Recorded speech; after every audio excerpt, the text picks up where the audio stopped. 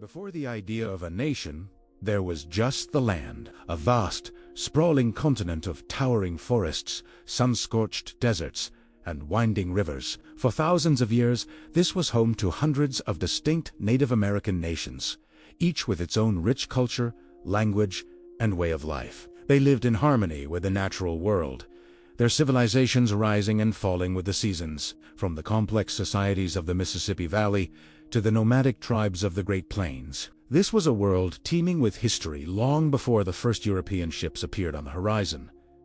Then, everything changed. Driven by dreams of wealth, faith, and a new beginning, ships crossed the vast Atlantic. Small, fragile settlements began to dot the eastern coastline. Places like Jamestown and Plymouth became the first footholds of a new world being carved from the old. Life was brutally hard. These early colonists faced starvation, disease, and conflict, clinging to survival in an unfamiliar land. But they persevered, slowly but surely, establishing a presence that would forever alter the course of the continent's history. Over the next century and a half, these scattered outposts grew into 13 distinct colonies, each under the rule of the powerful British Empire. From the Puritan Society of Massachusetts in the north to the plantation economy of South Carolina in the south, they developed unique identities, economies, and social structures. Yet, they shared a common language, a heritage of English law, and a growing sense of being something different, something separate from the mother country. An ocean away, they were British subjects, but they were also becoming something else.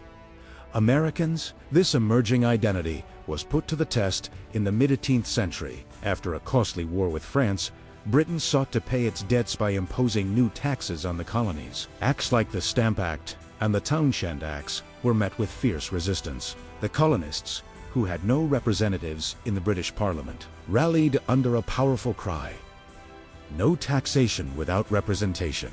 Tensions escalated. Protests in the streets of Boston, boycotts of British goods, and impassioned speeches in colonial assemblies fanned the flames of discontent. A deep and unbridgeable divide was opening between the colonies and their king.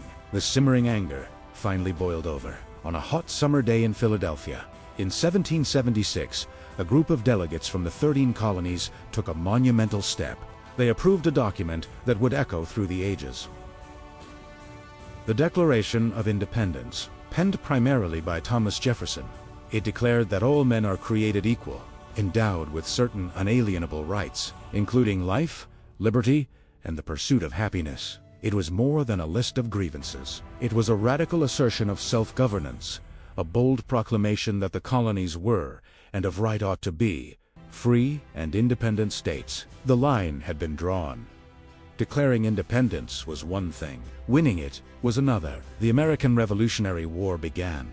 A ragtag Continental Army, led by the steadfast General George Washington, faced the most powerful military force on earth.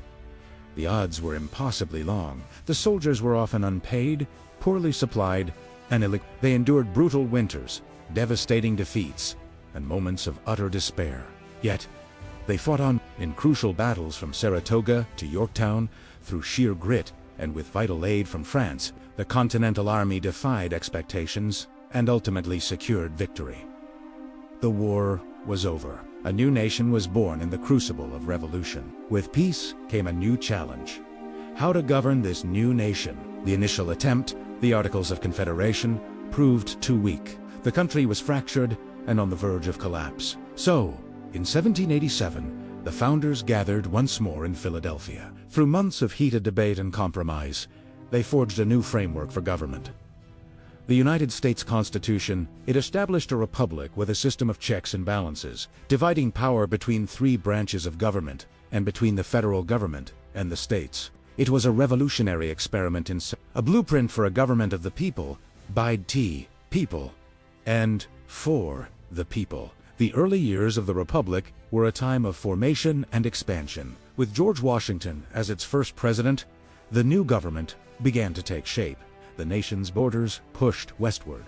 Driven by a belief in manifest destiny, the idea that the United States was destined to stretch from coast to coast. This expansion brought prosperity and opportunity for many, But it also came at a terrible cost to the Native American populations who were displaced from their ancestral lands. It also deepened a fundamental conflict that had been present from the nation's founding: the institution of slavery. This original sin of slavery created a deep and growing divide between the industrializing North and the agrarian South. The conflict over states' rights and the expansion of slavery into new territories became the defining issue of the 19th century. Compromises were made, but they only delayed the inevitable. The nation, founded on the principle of liberty, was tearing itself apart over the bondage of millions. This internal struggle would ultimately lead to the country's most devastating trial, a civil war that would test whether any nation so conceived could long endure. From a vast, untamed wilderness to a collection of struggling colonies, from a revolutionary ideal to a constitutional republic, the story of the United States is one of constant struggle and transformation. It's a history forged not by kings or emperors, but by ideas, liberty, equality, and the pursuit of a more perfect union. It's a story of profound contradictions, of triumphs and tragedies, and of an ongoing experiment in democracy. Looking down from above, we see not just a map of states, but a nation continuously shaped by the echoes of its past and the enduring power of its founding ideals. Thank you for watching. If you found this journey through history compelling, please consider subscribing for more stories like this.